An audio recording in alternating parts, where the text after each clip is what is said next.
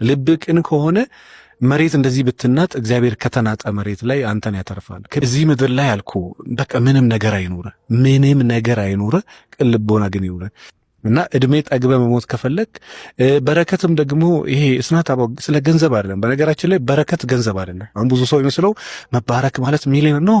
መባረክ ማለት እግዚአብሔር ጤና ከሰጠ፣ እግዚአብሔር እድሜ ከሰጠ፣ እግዚአብሔር አፍ፣ ጆሮ፣ እግር፣ እጅ ከሰጠ ባለ ነገር እንድትደሰት ቴንኪዩ በቃ እሱ ነው እኮ ህይወት ማለት እኮ እሱ ነው።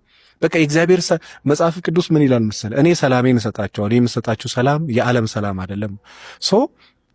ትንሽ ነገር ከእግዚአብሔር ጋር ብዙ ነገር ግን ያለ እግዚአብሔር ትንሽ ነው። ወጣትም ይሁን ትልቆችም ይሁኑ ባለስልጣንም ባለሀብትም ይሁን ልቡ ንጹህና ቅን ከሆነ በጌታስ በቃ ህይወቱን ልነግርህ ከምችለው ገንዘብ ሊቸገር ይችላል። የማይቸገራቸው ሚሊዮን ነገሮች አሉና ጥሩ ማንነት ጥሩ ፋውንዴሽን አንተ ጋር ካለ ከዛ በኋላ ልትንገጫገጭ ትችላለህ። አትወርቅም።